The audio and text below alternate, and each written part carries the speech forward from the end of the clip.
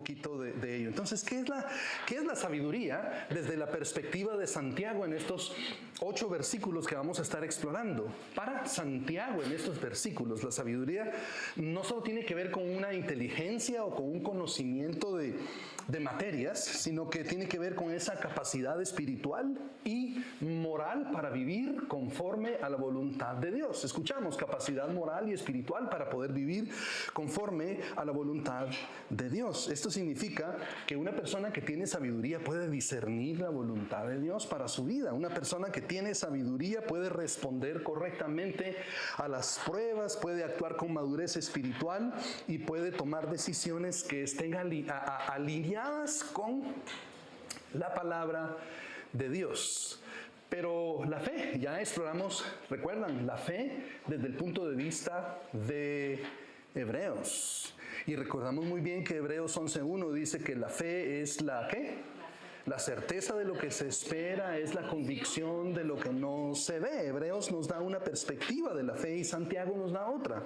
Para Santiago, la fe tiene que ver con una confianza perseverante en Dios. Con una confianza perseverante en Dios.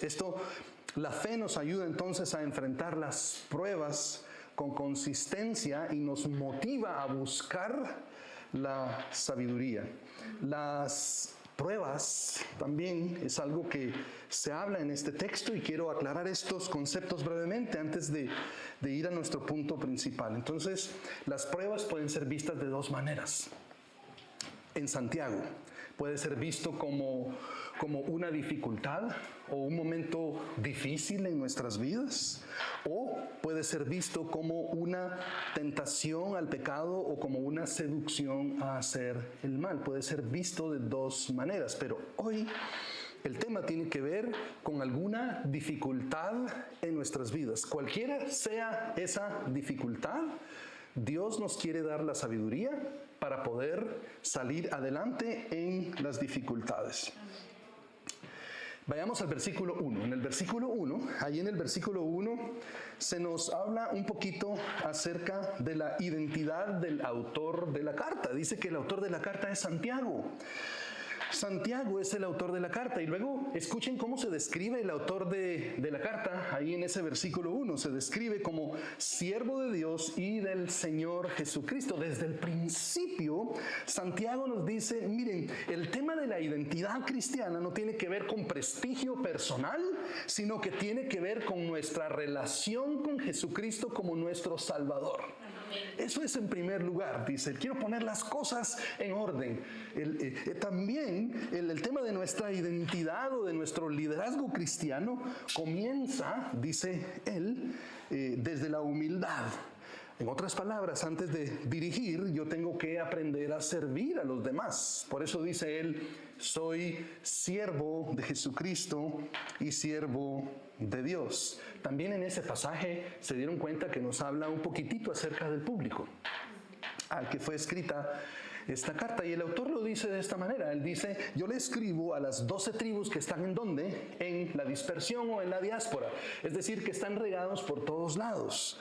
Santiago, hermanos, le está escribiendo a judíos cristianos que están regados por todo el mundo, probablemente por esa persecución que inició en Jerusalén. Recuerdan, Dios le había dado un mandato a los apóstoles de que fueran y predicaran el evangelio, y los apóstoles se sintieron muy cómodos ahí en Jerusalén y no querían salir, reciben al Espíritu Santo y entonces comienzan a venir pruebas a sus vidas, porque dice Dios, bueno, estos están muy cómodos allí, no quieren cumplir el mandato de que vayan y sean luz a las naciones, y esa persecución hace que todos los cristianos sean dispersados, se van por todos lados. Pero en esa dispersión empiezan a enfrentar dificultades como creyentes, porque se dan cuenta que el estilo de vida que ellos tienen es completamente diferente de todos los lugares a donde ellos están yendo. Algo así como a poquito de las dificultades a las que quizá nos podamos enfrentar nosotros como creyentes acá en esta sociedad. Y escribe él a las 12 tribus que están en la dispersión para que ellos aprendan a tener una fe que sea práctica, que sea activa y que sea coherente. Yo creo que Quizá esta carta de Santiago puede tener mucho que enseñarnos a nosotros como creyentes que estamos en una forma de dispersión, que no estamos en nuestro propio país, salimos de la comodidad de nuestro propio país y nos tuvimos que enfrentar a ciertas dificultades de lo que significa ser inmigrante en otros lugares. Conocer diferente gente, diferentes culturas, otra moneda, otras costumbres, otras maneras de ver la vida, otras formas de interpretar a Dios, etcétera, etcétera. Esta carta tiene mucho que enseñarnos, pero para nosotros hoy, ¿qué nos querrá enseñar en estos 8 versículos sobre la sabiduría y la fe?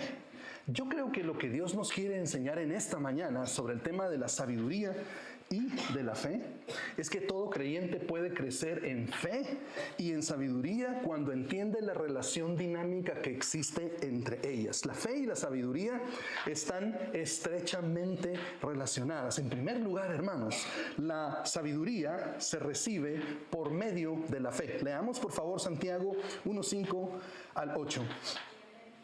La palabra de Dios dice así, 1:5 al 8.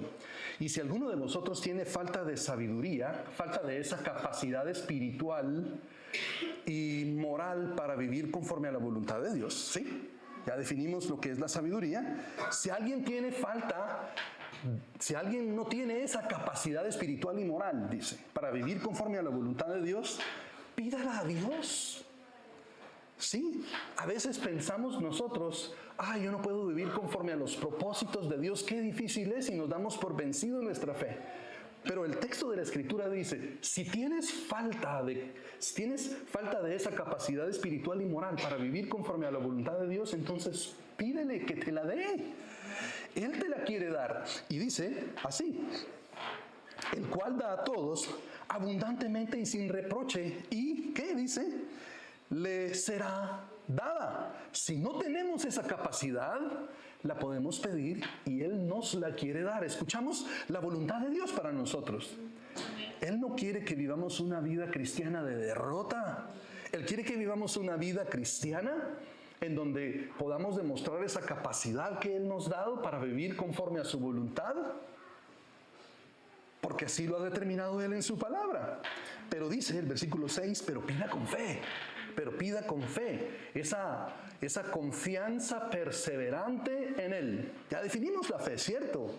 Que pida con confianza perseverante que Dios lo hará. Bueno, pida con fe no dudando nada, porque el que duda es semejante a la onda del mar, que es arrastrada por el viento y echada de una parte a otra. Versículo 7. No piense pues quien tal haga, dice, que recibirá cosa alguna del Señor. El hombre de doble ánimo es inconstante en todos sus caminos. Hermanos, hagámonos esta pregunta, porque ya establecimos que la sabiduría se recibe por medio de la fe. Pero entonces, según estos pasajes, ¿cómo es que se recibe la sabiduría por la fe? ¿Cómo es que recibimos la sabiduría por la fe? ¿Qué dice el texto bíblico? Para nosotros como creyentes es importante que en cualquier práctica que elijamos tener como creyentes en este lugar particular donde Él nos ha puesto a vivir, que nuestra reflexión parta de las Escrituras. ¿Cómo puedo recibir sabiduría por medio de la fe? Porque queremos ser cristianos que viven una vida cristiana de victoria, no una vida cristiana de derrota. No puedo, no soy capaz, ya intenté dejar este pecado, ya no puedo. Si no tienes la capacidad moral y espiritual para vivir conforme a la voluntad de Dios, pídele. Él te lo quiere dar. Pero ¿cómo le hacemos para recibirlo por la fe? Ese es el asunto. Muy bien, el versículo 5 nos comienza a dar claves para que entendamos cómo lo recibimos por la fe. Y dice la palabra de Dios así, que para recibir sabiduría por la fe es necesario que, según el versículo 5, admitir que tenemos falta de sabiduría. ¿Qué? Principio más sencillo. Admitir que tenemos falta de sabiduría. Pero aunque es muy sencillo admitir que tenemos falta de sabiduría, por el orgullo del corazón, la cosa se hace imposible, porque el orgullo nos impide reconocer nuestras faltas. Le preguntas al niño que está allí, ¿te comiste los chocolates? No, dice. ¿Seguro que no te los comiste? Para nada, papá o mamá. Con las manitas llenas de chocolate, ¿sí? Con la carita llena de chocolate, con la ropita llena de chocolate, porque se limpian los niños, ¿verdad? Hay que enseñarles a que se limpien, pero el orgullo del corazón no les permite aceptar sus faltas, porque no quieren enfrentarse a las consecuencias. No quieren enfrentarse a las consecuencias. Y desde chiquititos, desde pequeños, el orgullo del corazón está allí. Y quizá no habíamos visto este tema de quizá, porque una figura como esta nos produce mucha ternura. ¿Cuántos de nuestros hijos no han hecho lo mismo? ¿Y a cuántos de nosotros, cuando los hemos visto así, casi nos dan ganas de reír en medio de que hicieron algo que no debían haber hecho, pero al ver todo eso uno quiere reírse? Pero detrás de todo el tema hay una realidad, y es la realidad del orgullo que está en nosotros desde que somos pequeñitos, que no nos permite aceptar nuestras faltas. Fíjese que el faraón de Egipto sabía que había cometido muchos males en contra del pueblo de Dios. Sabía que había abusado al pueblo de Dios y llegó al punto de que comenzó a matar a niños inocentes. ¿Se pueden creer esto? Dice él: maten a todos los niños porque este pueblo está creciendo mucho, y si se levantan y si hay sedición, tal vez pueden ponerse en contra de nosotros, empiecen a matar a todos los niños. Y Dios hace un milagro de salvar a Moisés en medio de toda esa matanza, y ese niño que fue salvado de la muerte en esos tiempos, algo parecido a lo que le iba a tocar a Jesús en el futuro, ¿no les parece curioso? Pero ese niño que fue salvado, luego, en el futuro, sacó al pueblo de la esclavitud con una declaración que decía: deja ir a mi pueblo para que me sirva. Y ese clamor de Jesús en esta mañana para nuestras vidas, cuando Él habla y le dice a Satanás: deja ir a mi pueblo para que me sirvan. Deja ir a mi pueblo para que me sirva, o te vas a atener a las consecuencias. Satanás también va a tener consecuencias, pero también nosotros debemos enfrentar nuestras consecuencias. Pero si no nos deja ir, Él se va a enfrentar a las consecuencias de lo que significa estar molestando nuestras vidas cuando el Señor ha determinado que ya seamos libres. Los que no conocen a Cristo, por supuesto, están en las manos del diablo, pero los que son de Cristo, le pertenecemos a Él, y Él nos quiere enseñar a vivir una vida moral y espiritual que sea agradable a Él, y nos quiere guiar en ese proceso, y en el proceso tendrá encuentros donde ustedes escucharán al Señor decirle a Satanás: deja ir a mi hijo y a mi hija para que me sirva. Pero ¿acaso Satanás es tan obediente? ¿O acaso él se quiere agarrar de cualquier cosita por allí para aprovecharse de nosotros? Lo mismo que Faraón. Faraón fue obstinado, no quiso aceptar que había cometido faltas en contra del pueblo de Dios, y dice: no los voy a dejar ir, y además, ¿qué me importa quién es ese Dios? Y la Escritura dice que recibió el juicio divino por el orgullo que no le permitió admitir sus faltas en contra del pueblo de Dios. Hay otro personaje en las Escrituras que se llama Saúl. Era un hombre de Dios. Era una persona que Dios llamó a servirle, pero la Escritura dice que cuando Saúl fue llamado a ser obediente y a rendir cuentas de su obediencia, porque debemos entender que si Dios nos pide que hagamos algo o requiere que seamos obedientes en algo, también nos va a pedir cuentas. Y a veces pensamos que no es así, pero Él nos va a pedir cuentas eventualmente. Y le pide cuentas Él a Saúl de por qué no había hecho algo que Dios le había indicado que tenía que hacer. Y comienza el rey Saúl a hacer ¿qué cosas, hermanos? Como era un hombre de Dios, él admitió sus faltas rápidamente, ¿cierto?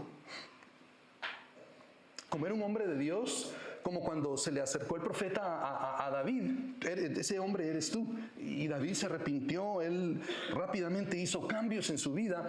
Lo mismo ocurrió en Saúl, ¿cierto? Porque ser cristiano o ser un hombre de Dios garantiza que absolutamente vamos a hacer el bien todo el tiempo. Saúl, en ese momento, cuando fue confrontado, cuando fue llamado a rendir cuentas de su desobediencia, él comienza entonces, hermanos, a excusarse, él comienza a justificarse, comienza a echarle la culpa al pueblo, y entonces Dios dice, no, no quiere entender, está jugando, y lo que Dios hizo es que le quitó el reino, porque la desobediencia que se disfraza de obediencia es necedad. ¿Sí? A Dios no le agrada la desobediencia que se disfraza de obediencia. Es lo que Saúl estaba tratando de hacer. Saúl era experto para eso. Era experto para poner excusas, y como había engañado a muchas personas, él creyó que podía engañar a Dios. Pero al final Dios dice, no, mira, has vivido una vida de desobediencia, todo el tiempo te justificas, todo el tiempo le echas la culpa a los demás. Llega el momento, último chance, Saúl. ¿Vas a vivir tu vida con sabiduría, con integridad moral y espiritual para hacer las cosas que yo te mando, o vas a vivir a tu manera? Y con su respuesta a Samuel, él nos deja ver que no pudo admitir sus faltas y eligió entonces vivir una vida desordenada delante de Dios. Así es que, aunque adquirir la sabiduría es muy sencillo, porque requiere que admitamos nuestras faltas, no es difícil, ¿cierto? Es sencillo. Pero cuando nos enfrentamos a la barrera del orgullo, casi es imposible. Pero todas las cosas son posibles para Dios. En Dios no hay imposibilidades, sino posibilidades. Él nos enseña a ser humildes de corazón y a poder crecer en esa fe que Él nos quiere dar. Él no nos daría la clave de admitir nuestras faltas si Él no supiera que lo podemos hacer. Él sabe que lo podemos hacer. Él sabe que podemos admitir nuestras faltas. No es difícil admitir nuestras faltas, pero todos hemos sentido esto de lo que significa admitir nuestras faltas. Y luego, como creyentes, al admitir nuestras faltas, quizá a veces tenemos que pedir perdón por cosas que hayamos hecho en contra de otras personas. Bueno, el versículo 5 nos da otra clave. Fíjense que la segunda clave para recibir la sabiduría por la fe, escuchen esto, también es muy sencillo. Quiero que entendamos algo acerca de Santiago. Santiago es algo así como los proverbios del Antiguo Testamento. Santiago es un hombre muy sabio, y se cree que este Santiago es el hermano de Jesús. Santiago es un hombre muy sabio que nos va a dar enseñanzas muy prácticas.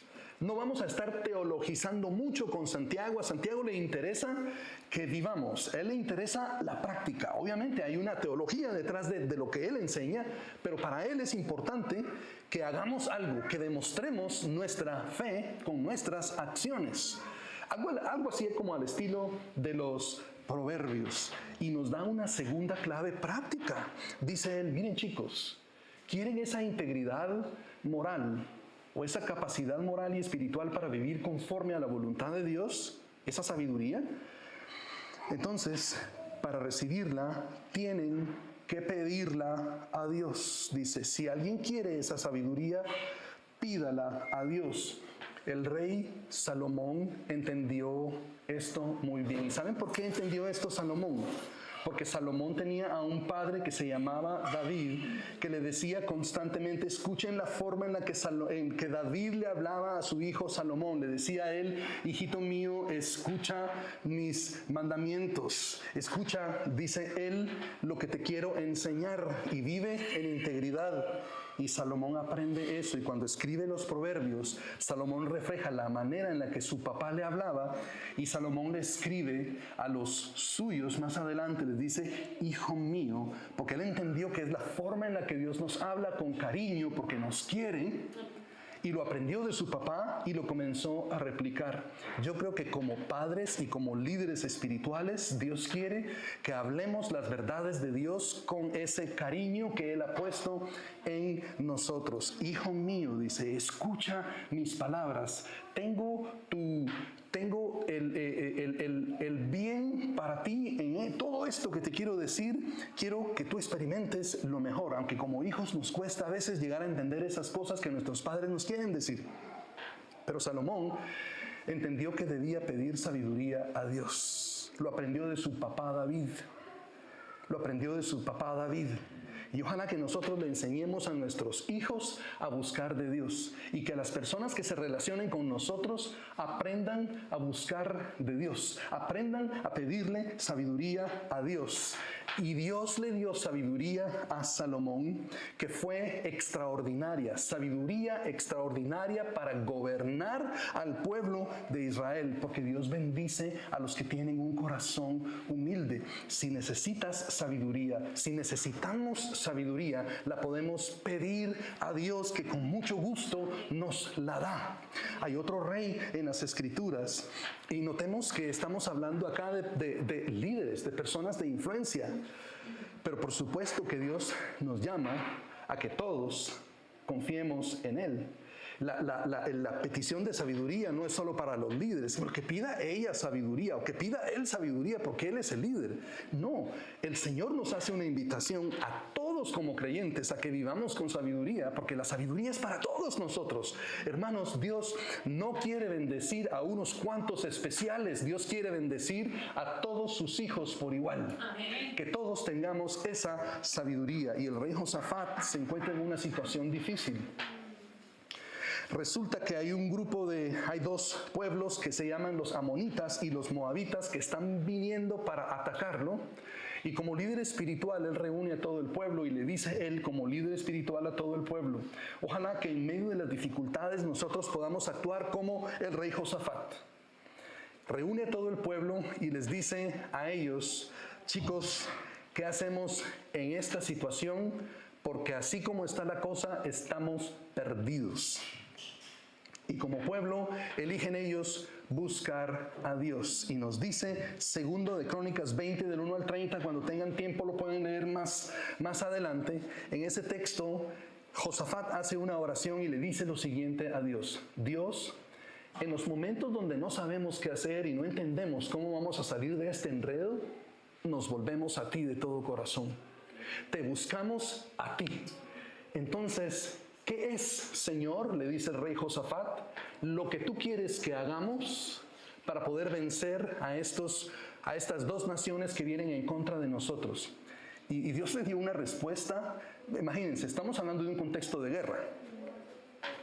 Entonces diríamos nosotros que pues quizá Dios le dio espiritualmente la fuerza a cada uno de los hombres del pueblo de Israel para que pudieran ser 3 veces más fuertes y que pudieran vencer a más enemigos, o les dio estrategias de guerra como le dio a David, que decía que él entrena mis manos para la batalla. Imagínense ustedes, él decía Dios me entrena para la batalla. Entonces él era un hombre de guerra y dice: yo estas tácticas de guerra las aprendí de Dios. Pero en este momento Dios le dice al pueblo, bueno, como ustedes están buscando mi sabiduría y quiero que ustedes entiendan que yo voy a hacer algo especial allí, esta es la estrategia que les voy a dar para que venzan a ese pueblo. ¿Saben cuál fue la estrategia? Dios le dijo a ellos que buscaban su sabiduría.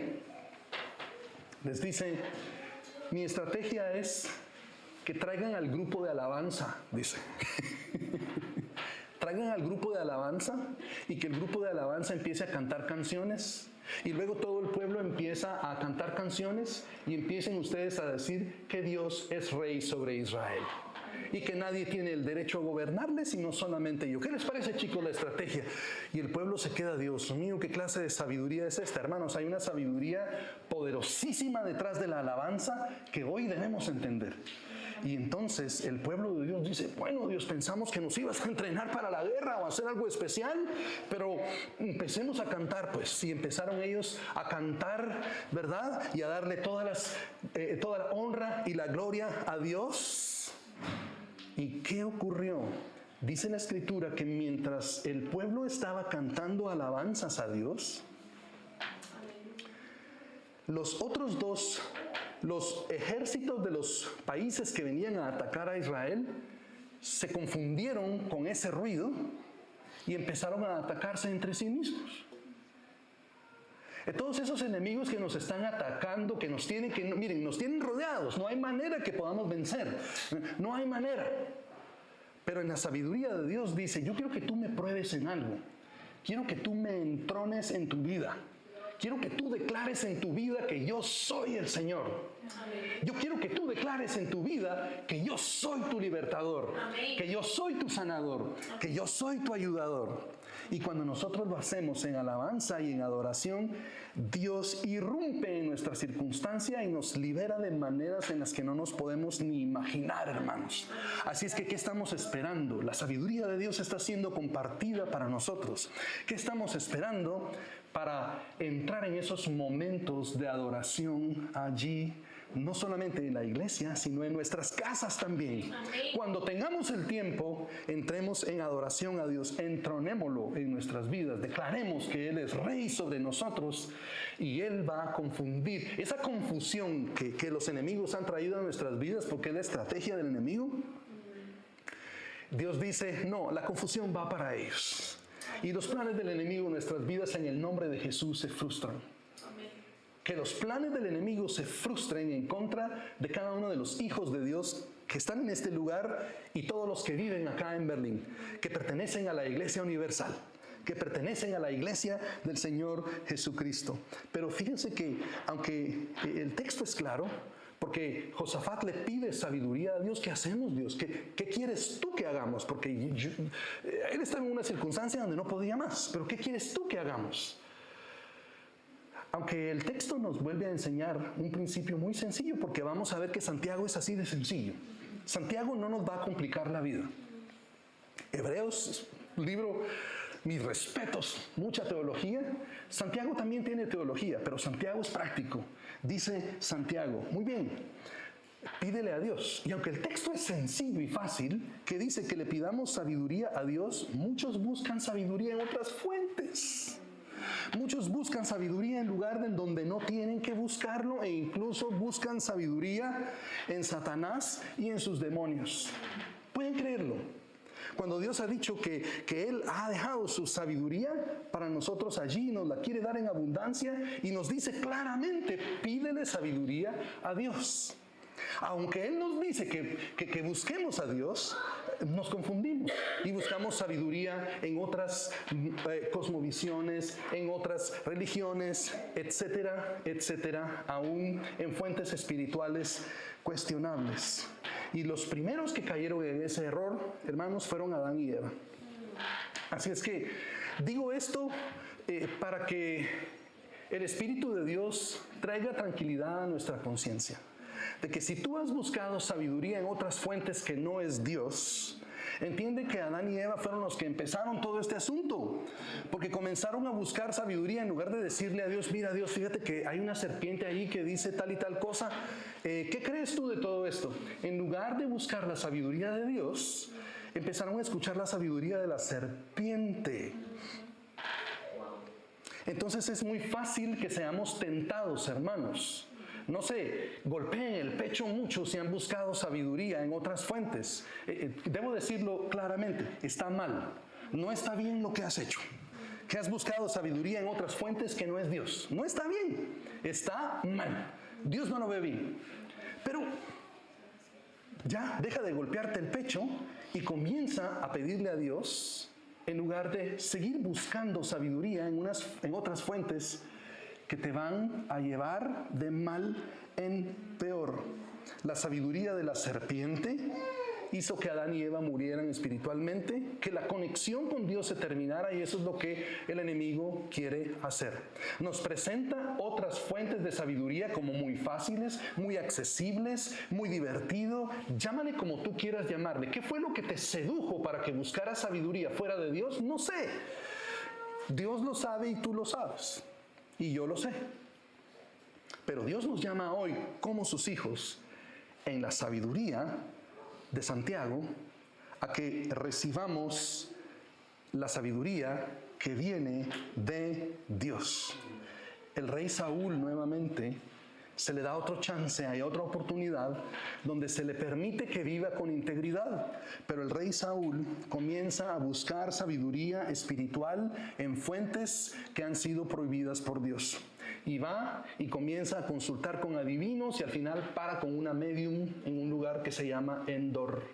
¿Se pueden creer que un hombre de Dios, que una mujer de Dios vaya a consultar con brujos, con médiums, con espiritistas, cuando la sabiduría de Dios está allí declarada para nosotros? Hermanos, escuchen esto. Que el Señor Jesucristo reprenda a Satanás y a sus demonios y nos libere de toda influencia de sabiduría que no es de Dios, y nos libere de los demonios y que nos libere de cualquier tentación para buscar sabiduría que está fuera de Jesucristo. Hermanos, 1 Corintios 1:24 lo dice claramente. Vayamos a la Escritura. Es necesario que como hijos e hijas de Dios escuchemos esto.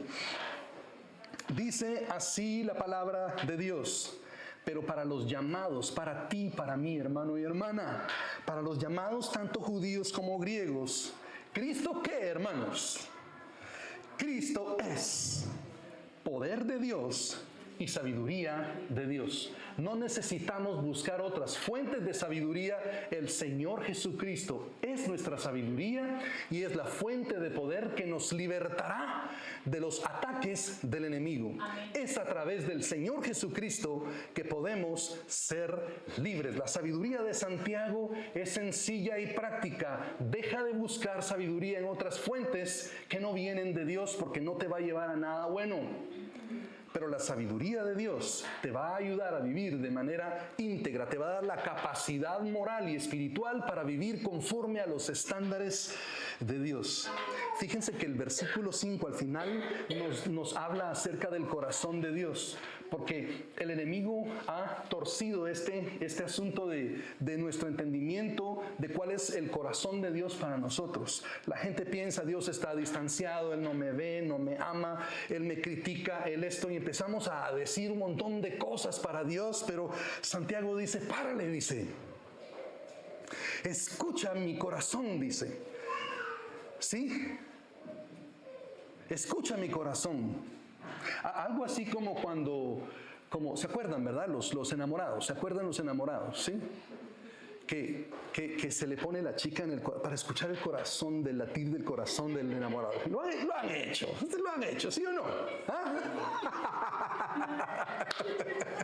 ¿No le han escuchado el corazón al enamorado? ¿Ah?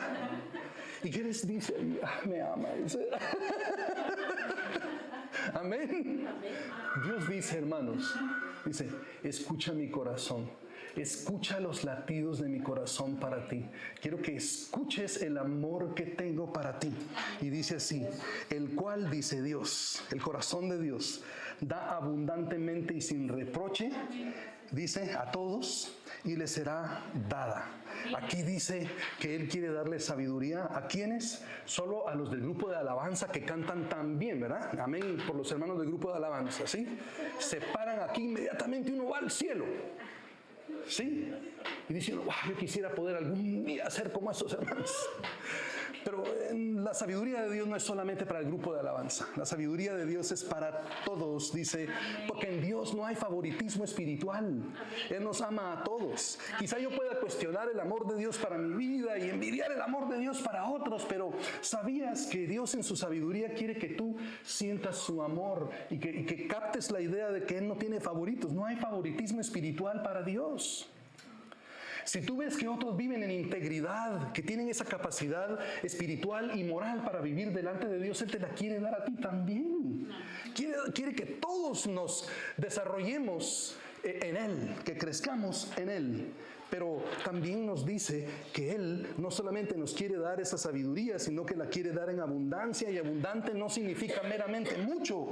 Abundante significa que nos la quiere dar con generosidad sincera. Porque hay veces que quizá uno puede cuestionar la generosidad de algunas personas. Diciendo: ay, ¿qué estará detrás de esto? Ahora, ¿qué me irán a pedir? ¿O qué voy a tener que hacer? ¿O más adelante me van a pedir un favor o algo por así? Pero la Escritura dice: para que no haya ninguna confusión, el corazón de Dios. Están escuchando el corazón, los latidos del corazón de Dios. Dice: mi generosidad, dice Dios. Escucha, iglesia, mi generosidad es sincera para ti. Quiero darte sabiduría en abundancia, que la recibas en abundancia con sinceridad, porque te amo. Y dice: por si hay alguna duda en cuanto a mi corazón, dice Él, quiero que sepas que te la voy a dar también, no solo en abundancia, sino sin reproche. Es decir, no te voy a humillar humillar, no te voy a avergonzar y no te voy a echar en cara, pero yo te di sabiduría, yo hice esto por ti. Quizá como algunas personas puedan hacer, ¿cierto? Con algún favor, alguna dádiva.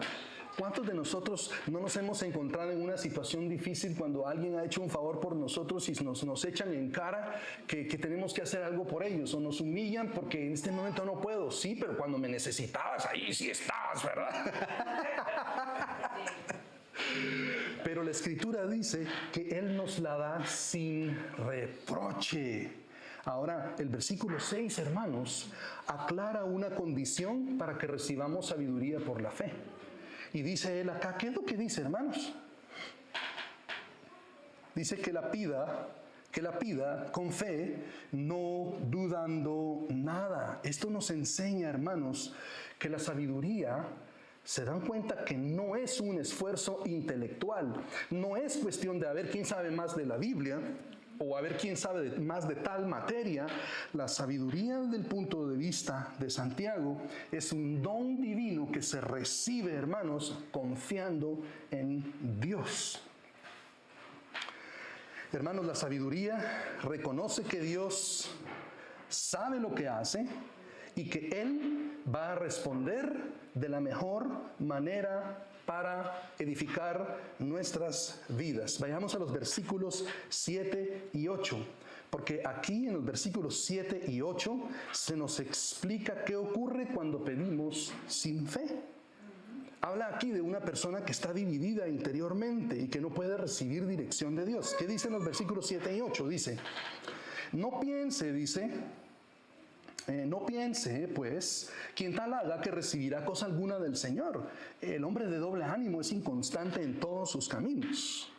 Hermanos, aquí, hombre de doble ánimo, literalmente significa un hombre de dos almas o un hombre de dos mentes, ¿sí? Dos almas o dos mentes. En otras palabras, una persona, un individuo que tiene su lealtad dividida. ¿Qué significa esto entonces para nosotros? Esto quiere decir que el hombre de doble ánimo se debate entre seguir a Dios con los recursos de Dios, la sabiduría de Dios, o su autosuficiencia personal. Por eso la sabiduría divina no tiene que ver nada más con conocimiento, porque con conocimiento podemos hacer muchas cosas, mucho. Con conocimiento humano podemos hacer muchas cosas. Pero este hombre tiene su alma dividida y no sabe qué hacer en cuanto a hacer la voluntad de Dios o seguir todas sus capacidades.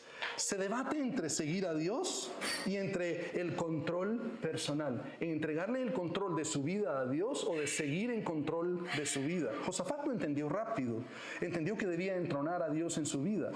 Pero el hombre de doble ánimo no entiende eso, no puede entronar a Dios, se debate entre darle el control de su vida a Dios o controlar su vida y vivir a su manera. Se debate entre seguir a Dios y entre seguir los valores que son contrarios al reino. El hombre de doble ánimo se encuentra muchas veces racionalizando y pensando de esta manera. Bueno, la Biblia dice que no hay que hacer tal cosa, pero bueno, hay excepciones acá y esto y lo otro y acá, y al final los estándares de la Biblia se reducen y no vive conforme a lo que Dios ha dicho porque busca cualquier otra excusa por el conflicto interno que hay en el corazón de quizá puedo seguir a Dios o será que elijo vivir los valores del mundo. Inconstante quiere decir, hermanos, entonces podemos empezar a captar la idea que es una persona inestable, una persona desordenada, una persona sin firmeza, una persona impredecible. Y la inconstancia, hermanos, afecta todos los caminos del hombre.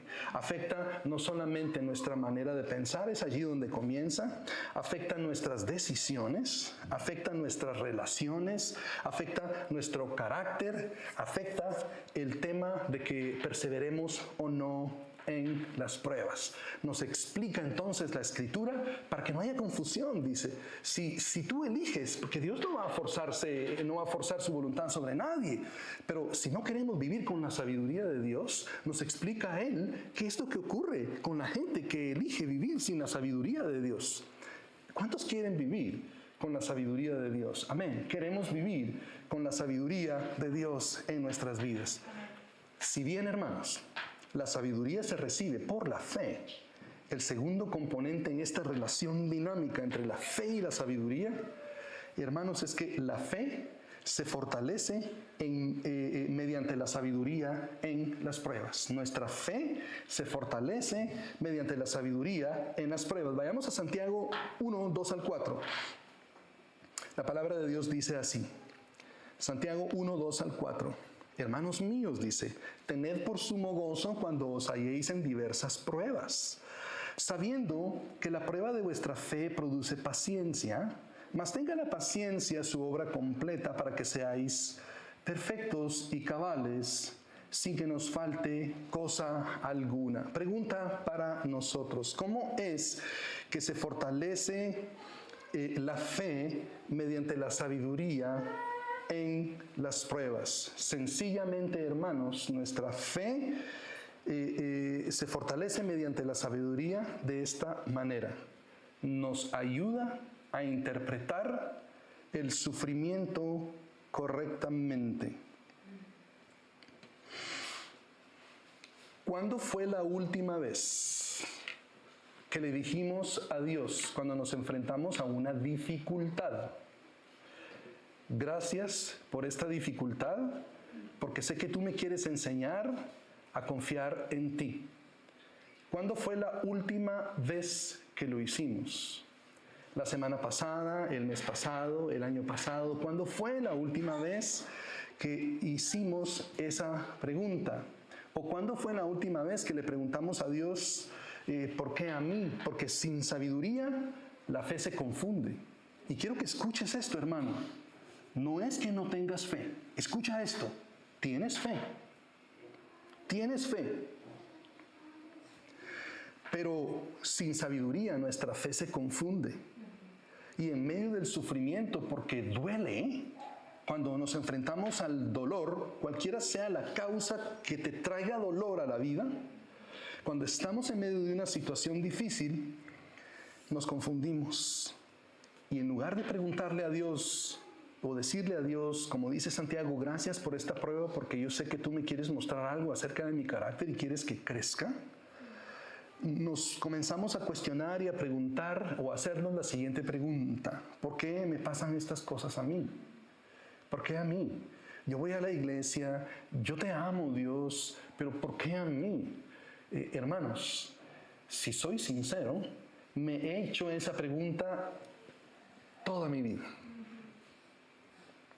Pero Santiago dice, comienza a aprender a que cuando te enfrentas a dificultades, en lugar de rápidamente decir ¿por qué a mí?, que le preguntemos a Dios o que le digamos a Dios, Señor, gracias, porque entiendo que tú quieres formar mi carácter en medio de esta circunstancia. Ahora me duele y puede ser que cuando estemos diciendo eso estemos llorando. Y lo digo con integridad, hermanos. He hecho esa pregunta a Dios con lágrimas en los ojos. Y decir, esto que estoy pasando en mi vida duele tanto, pero yo sé que tú tienes un propósito para mí, según lo enseña tu palabra. Entonces, aunque no capto tu propósito para mi vida en este momento, yo sé que tú estás formando mi carácter y que algo bueno va a salir de todo esto. Y estoy comenzando a dejar por un lado el cuestionamiento a Dios. Aunque la idea está allí, inmediatamente en el sufrimiento, la idea viene a mi mente, pero antes de expresarla con mis labios, digo, Señor, aunque tengo ganas de preguntarte por qué a mí, como siempre lo he hecho, quiero preguntarte, ¿cuál es tu plan en todo esto? ¿Y cómo va a formar mi carácter? La sabiduría, la fe sin sabiduría, interpreta las pruebas como un abandono de Dios. Los hermanos de Job, los amigos de Job, así lo interpretaron. Dios lo abandonó porque él no está viviendo de una manera apropiada delante de Dios. No, la fe, hermanos, sin sabiduría, piensa que Dios nos ha dejado. Y tenemos un clamor en el corazón que dice: Dios, te olvidaste de mí. Ahora yo quiero que sepas algo. Ahora que si tú te acuerdas de algún momento donde le has dicho a Dios que Él se ha olvidado de ti, quiero que sepas que Él nunca se ha olvidado de ti. Siempre te ha tenido presente. Pero era necesario que tú llegaras al punto de que le preguntaras: ¿por qué te sientes olvidado? Para que ese espíritu o actitud de abandono que hay en tu corazón, o ese espíritu de orfandad, sea confrontado, que seas liberado. Porque ahora sabes que cuando tú le dices a Dios que te ha olvidado, hay fuerzas espirituales detrás de ello que te están motivando a que tú pienses de esa manera. Confronta a toda actitud de orfandad y de abandono en tu vida, porque Dios nunca te dejará ni nunca te desamparará. Tu padre y tu madre te podrán dejar, pero yo, dice el Señor, no te dejaré ni te desahuciaré. Siempre estaré contigo. Qué afirmación más grande. Y el Señor Jesucristo te dice en esta mañana, cuando te hagas esa pregunta: ¿por qué me siento solo y abandonado? Es hora de que tú reclames el espíritu de adopción que Dios quiere que tú tengas. Amén. No más sentirte que eres harina de otro costal. No más. Porque eres hijo de Dios. Y como hijo de Dios tienes el derecho de tener una relación personal con Él. Tienes el derecho de disfrutar del cariño de tu Padre Celestial. Pídele que te dé el espíritu de adopción que Romanos 8 habla. Así es que quizá era necesario que pasaras por ese dolor para que en tu corazón fuera revelado que quizá hace falta poder apropiarte un poquitito más de ese espíritu de adopción. ¿Ya ven la importancia de la sabiduría para nuestra fe? La fe necesita de la sabiduría, porque se ha acusado a los creyentes de tener una fe ciega, pero Santiago dice: no hay cosa como fe ciega. La sabiduría va acompañada de la fe, dice él. Sí, y la fe va acompañada de la sabiduría, porque con sabiduría, hermanos, nuestra fe comprende el propósito formativo de Dios para nuestras vidas. La conclusión es: Dios tiene un propósito para mí, aunque no lo puedo entender y discernir. Él tiene un propósito para mí, y su propósito formativo se cumplirá en mi vida, porque Él es bueno y para siempre es su misericordia. La fe con sabiduría, hermanos, nos ayuda a perseverar. Literalmente desarrollamos paciencia, como dice el versículo 3. La paciencia bíblica, hermanos, es más que fortaleza espiritual o tranquilidad emocional. ¿Sí? Cuando hablamos de paciencia, la gente dice: paciencia es cálmate. Es tranquilidad emocional, piensa la gente que esa es la paciencia. ¿Sí? Pensamos que la paciencia es tranquilidad emocional. Entonces me lleva a esa tranquilidad emocional a que yo espere pasivamente a que Dios haga algo, pero la paciencia bíblica es que persevere activamente. Es la sabiduría de Dios que me dice: muévete, adora a Dios, busca de Dios, estudia la Escritura. Sé activo en tu fe. Pero el entendimiento secular de la paciencia quiere evitarme cualquier forma de incomodidad. Y la paciencia bíblica me ayuda a resistir la prueba. Voy a enfrentarme a una incomodidad muy grande, a una dificultad muy grande, pero voy a entrar en medio de eso porque tengo la paciencia de Dios en mi vida. La paciencia secular quiere que busquemos calma emocional a toda costa, pero la paciencia de Dios es que tengamos fidelidad en medio de las presiones de la vida. No es cuestión de calma, sino que seamos fieles a Dios en medio de las presiones de la vida. La paciencia, hermanos, moderna o secular, nos dice: aguanta el tiempo, aguanta lo que te está ocurriendo, deja que tu vida pase. Y la paciencia bíblica dice: no. La paciencia bíblica dice: crece espiritualmente. Hermanos, ¿cuál es el propósito final de Dios para permitir pruebas en nuestras vidas. Revisemos la progresión del texto. En el versículo 2 dice, todos los creyentes van a experimentar pruebas. En el versículo 3 se nos enseña que las pruebas van a evidenciar en dónde está nuestra fe, si realmente estamos confiando en Dios o en nosotros mismos. Lo siguiente es que la prueba en las manos de Dios va a producir paciencia o perseverancia.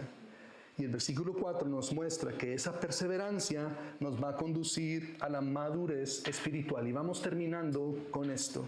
Dios dice lo siguiente: quiero que sean perfectos. Y cuando Dios habla de perfección, no habla de una perfección moral absoluta, sino que está hablando de madurez, está hablando de desarrollo pleno, está hablando de que alcancemos el propósito para el cual fuimos diseñados. En otras palabras, que no vivamos con despropósito, sino que vivamos de tal manera que vamos avanzando y no digamos, ay, ¿para qué vine acá? ¿Qué estoy haciendo acá?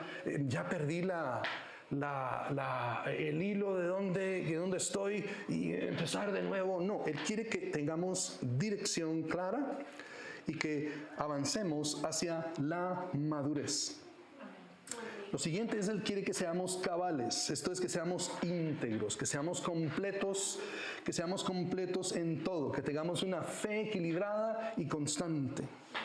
Y dice Él, y también yo deseo que no te falte nada, pero no habla de prosperidad material, sino que habla de la plenitud del carácter cristiano, que realmente nosotros logremos entender los propósitos de Dios para nuestras vidas. Captamos entonces, hermanos, que todo creyente puede crecer en la fe y en la sabiduría cuando entiende esa relación dinámica entre la fe y la sabiduría. La sabiduría se recibe por medio de la fe y, hermanos, la fe se fortalece mediante la sabiduría en las pruebas. Dios no está buscando que tengamos una vida fácil ni tampoco una vida difícil. Esa no es su voluntad. Simplemente que en medio de circunstancias difíciles, porque el enemigo las traerá, podemos crecer. Oremos. Padre, en el nombre de Jesús, te damos gracias hoy.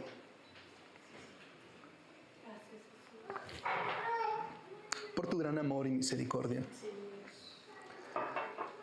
Señor, gracias por enseñarnos lo que significa, cuál es esa relación dinámica entre la fe y la sabiduría.